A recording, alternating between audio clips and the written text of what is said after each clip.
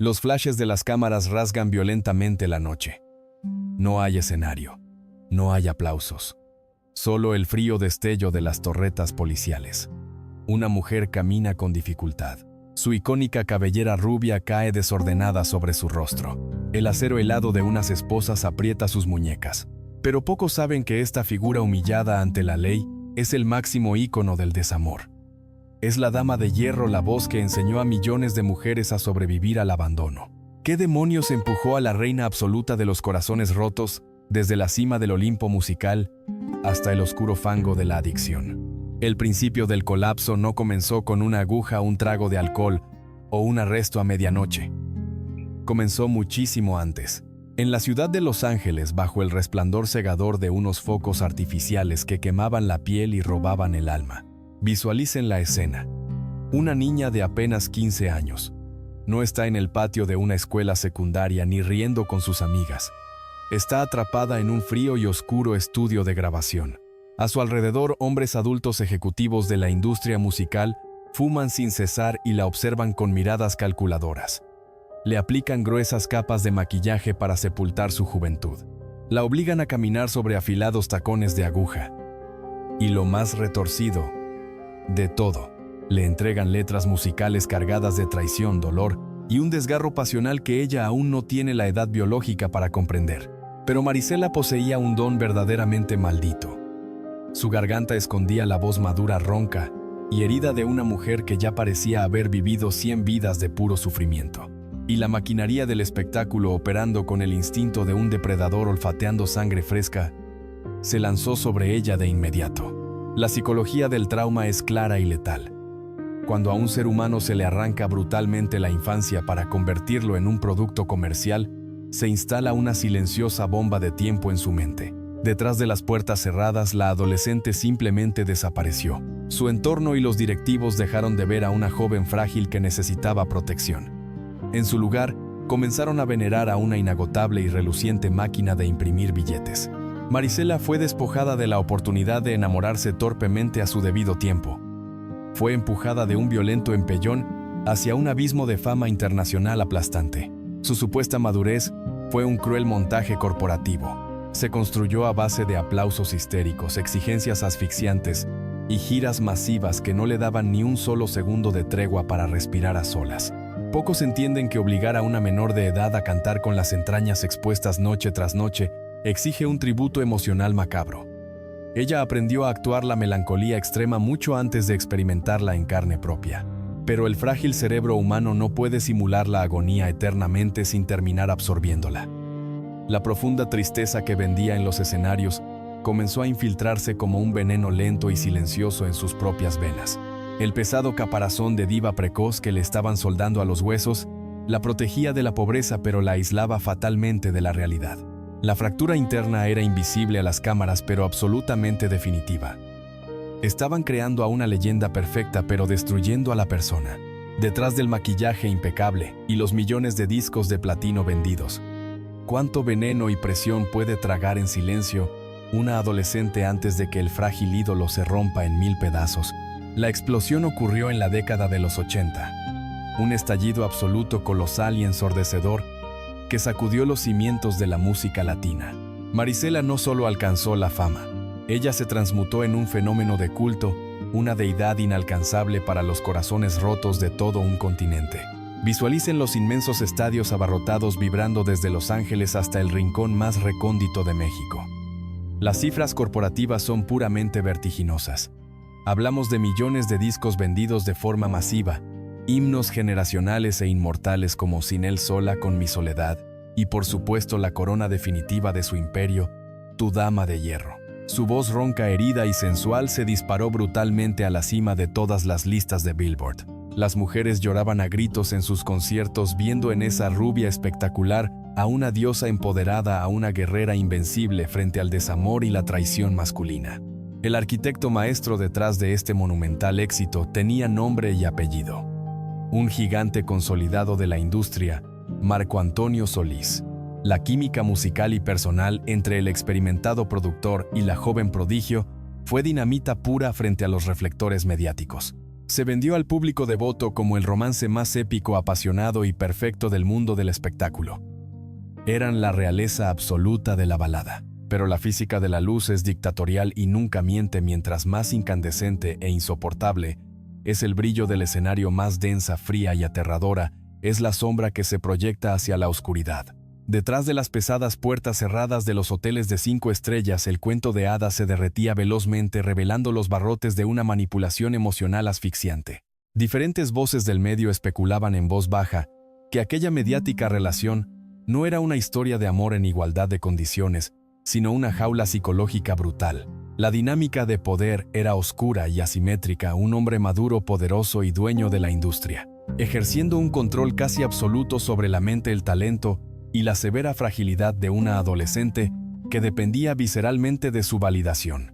Visualicen a la reina indiscutible de los escenarios sentada a solas en su frío camerino VIP, rodeada de botellas de champán y discos de oro, pero temblando de pura inseguridad. Solís no solo le componía las partituras, él le dictaba qué sentir, cómo vestir y cuándo respirar frente al mundo. El genio que fabricaba su éxito era la misma figura que cortaba sus alas personales. Ella, en su profunda inmadurez, confundió el control corporativo y obsesivo con el amor verdadero y protector. La temida dama de hierro era un lucrativo espejismo de marketing. En la sofocante oscuridad de su recámara no había ningún rastro de hierro, solo un cristal quebradizo al borde del estallido. La dependencia emocional se incrustó en su mente con la fuerza de un parásito. Ella cantaba furiosamente sobre abandonar a los hombres tóxicos, pero en el mundo real estaba paralizada por el terror de dar un solo paso sin la sombra de su creador. ¿Cómo es que la voz majestuosa que le enseñó a millones de mujeres a ser libres y desafiantes se desmoronaba en el silencio más absoluto, encadenada psicológicamente al mismo hombre que diseñó su jaula de oro? El rompimiento era inevitable. Cuando la asfixiante relación con su mentor colapsó de manera definitiva, no hubo una liberación sanadora. Hubo un terremoto psicológico de magnitud catastrófica. Al desaparecer la figura de autoridad que controlaba cada aspecto de su existencia, quedó un gigantesco, oscuro y helado vacío en el centro exacto de su pecho. Visualicen las señales de alerta rojas parpadeando histéricamente a la vista de todos, pero convenientemente ignoradas por una industria hambrienta. El comportamiento de la superestrella comenzó a volverse profundamente errático.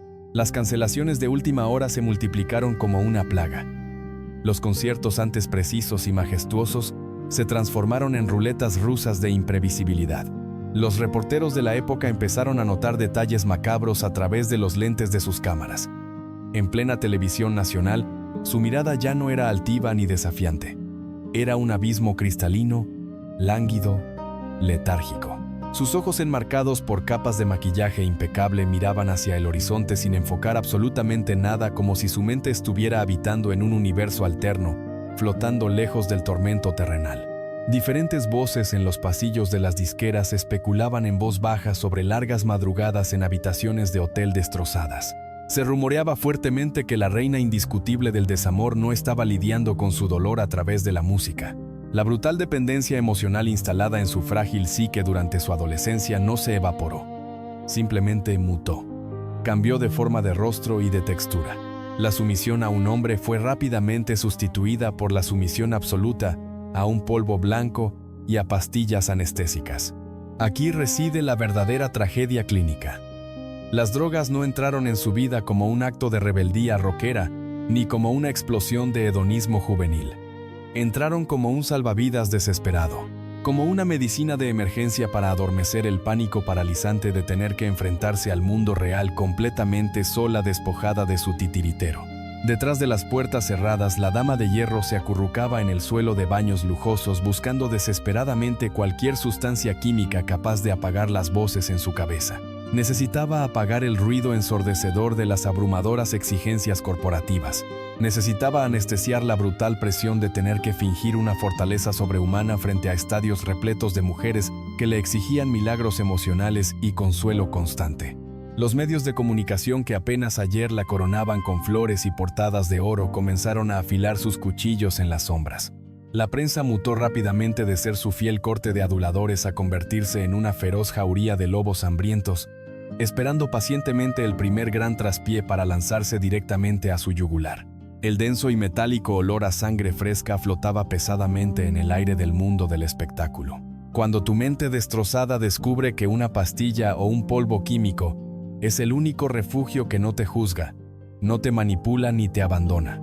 ¿Estás firmando conscientemente tu propia sentencia de muerte o simplemente estás comprando 5 minutos de paz a cambio de tu alma entera? Visualicen el abismo abriéndose de golpe, tragándose todo a su paso. No fue un tropiezo discreto tapado cuidadosamente por managers eficientes.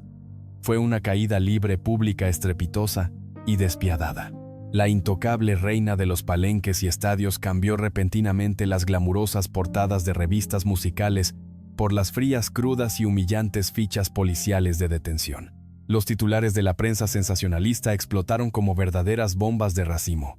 Arrestos escandalosos por posesión de narcóticos, intercepciones fronterizas, redadas policiales nocturnas en Estados Unidos. La cruda imagen que las cadenas de televisión transmitían repetidamente paralizó por completo el corazón de millones de fieles admiradores.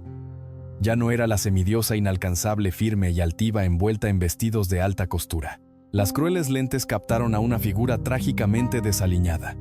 Una delgadez alarmante, el rostro demacrado, el maquillaje corrido por las lágrimas, y la mirada turbia totalmente perdida en el vacío. Y allí en el centro de la pantalla, la imagen definitiva de su ruina total, sus frágiles muñecas antes adornadas con oro y diamantes, ahora fuertemente apresadas por el acero helado de las esposas. El impacto cultural fue absolutamente devastador. La misma sociedad conservadora que apenas ayer la idolatraba hoy la escupía y la apedreaba moralmente sin la menor gota de piedad.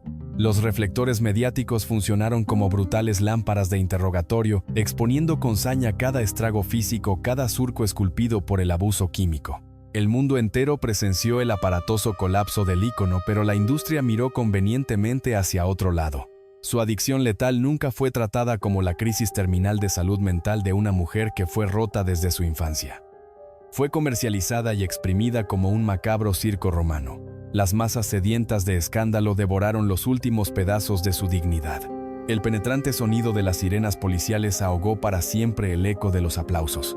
Pero el verdadero infierno terrenal, el castigo definitivo que destrozó su alma en pedazos microscópicos, no provino de las frías rejas carcelarias, ni del veredicto dictado por un juez vestido de negro. El dolor supremo, el golpe que la noqueó, psicológicamente llegó con el precio más alto y sangriento que una madre puede pagar: la pérdida absoluta de la custodia de su única hija Marilyn. El sistema judicial determinó fríamente que una adicta en espiral descendente no era apta para criar a una niña. La amputación fue quirúrgica y brutal. Visualicen la escena más desgarradora que el ojo humano pueda soportar. No hay reflectores aquí. No hay público. Solo el silencio denso, pesado y asfixiante de una habitación de hotel completamente vacía. En el rincón más oscuro, una mujer encogida en posición fetal sobre la alfombra. Sus gritos de agonía pura, viscerales y animales, son absorbidos mudamente por las gruesas paredes insonorizadas. Está rodeada de maletas a medio hacer, pero ha sido despojada de su único y último ancla con la cordura. Le arrebataron a su hija porque la despiadada industria la consumió hasta dejarla sin herramientas emocionales básicas para ser madre.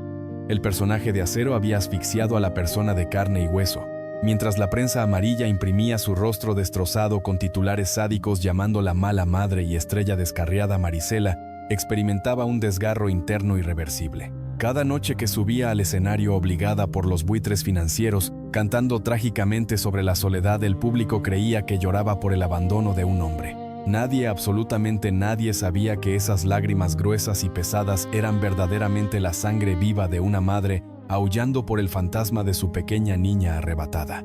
Cuando la ley te arranca de los brazos a tu propia sangre porque el veneno de la fama pudrió tu instinto maternal, ¿cómo encuentras fuerzas para seguir respirando si el espejo te grita a diario que tú fuiste tu propio y más cruel verdugo? La gran y perturbadora revelación de este expediente clínico no se encuentra en los fríos informes policiales ni en los aplastantes veredictos judiciales. La verdad, sepultada bajo décadas de cruel estigmatización mediática, expone una mentira colosal, construida meticulosamente por la propia maquinaria del entretenimiento. ¿Por qué una mujer coronada como el símbolo definitivo del poder femenino, una deidad que inspiraba a millones a levantarse del suelo, decidió hundir su propia vida en el letargo de las sustancias prohibidas? ¿Por qué la grandiosa dama de letargo, hierro, se oxidó tan rápida y violentamente frente a las cámaras? La respuesta psicológica forense nos hiela la sangre. Marisela jamás fue de hierro. Ese heroico título nobiliario fue una armadura comercial sumamente pesada y asfixiante. Una coraza forjada a golpes por productores codiciosos y soldada a la fuerza sobre los frágiles huesos de una adolescente que estaba emocionalmente destrozada desde su primer contacto con la fama. Pocos se atreven a reconocer en voz alta que exigirle a un ser humano que sea invencible y estoico las 24 horas del día es la forma más sofisticada, elegante y sádica de tortura psicológica. Sus admiradoras le exigían el milagro constante de la fortaleza, devorando sus canciones como si fueran un evangelio de salvación. Su disquera le exigía la perfección vocal absoluta y ventas millonarias para fin de mes. Sus parejas sentimentales le exigían sumisión total bajo la engañosa máscara del amor protector. Ella era un hermoso envase del cual todos extraían energía compulsivamente, sin que nadie jamás se detuviera a rellenar su vacía alma con un afecto genuino y desinteresado. En este lúgubre contexto de explotación sistemática, el consumo de estupefacientes adquiere un significado completamente distinto y aterrador. Su caída en las drogas nunca fue un acto de rebeldía salvaje juvenil ni una frívola fiesta de excesos hollywoodenses. Fue en su esencia más cruda y dolorosa un mecanismo extremo de supervivencia. Detrás de las puertas cerradas, los narcóticos funcionaron como el único y letal escudo que encontró a su alcance. Era la única manera de provocar un cortocircuito voluntario en su sobreexigido cerebro. Las sustancias químicas no le daban una falsa euforia. Le entregaban una bendita y oscura anestesia. Silenciaban temporalmente el terror de haber perdido a su hija, el agudo trauma de su juventud robada y la monstruosa soledad.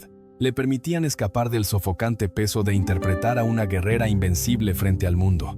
El sistema la idolatró ciegamente mientras ella derramaba su sangre en discos de platino, pero la condenó a la hoguera mediática cuando intentó adormecer su agonía con químicos equivocados. Cuando la pesada armadura que te imponen te asfixia lentamente. ¿El veneno es tu verdadero asesino? ¿O es simplemente el único analgésico que encontraste para soportar tu propia crucifixión pública? El tiempo no borra mágicamente las cicatrices, simplemente te enseña a respirar con ellas.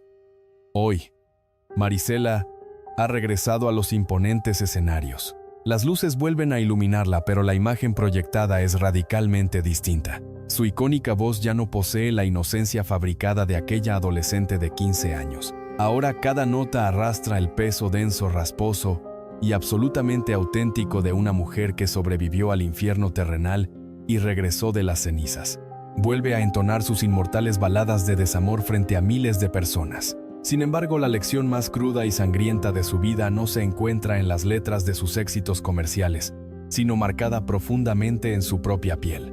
Marisela es el testimonio vivo de la brutal hipocresía que gobierna el mundo del espectáculo. Exigimos ciegamente que nuestros ídolos sean invulnerables, perfectos y de acero inoxidable. Pero al primer síntoma visible de debilidad humana, somos siempre los primeros en encender la antorcha para quemarlos vivos en la plaza pública. La devastadora historia de la Dama de Hierro nos revela que el verdadero precio de la fama extrema no se paga con cheques bancarios. Se paga con la cordura y la sangre. Nos recuerda de manera escalofriante que no existen mujeres hechas de metal fundido. Solo existen mujeres de cristal puro, obligadas trágicamente a soportar eternas tormentas de piedras lanzadas por aquellos que decían adorarlas. Al final, cuando las luces del espectáculo se apagan de golpe y los aplausos se convierten en ecos mudos, ¿quién es el verdadero monstruo de esta historia? ¿El ídolo frágil que se rompió bajo el aplastante peso del mundo? ¿O el público insaciable que exigió devorarla pedazo a pedazo?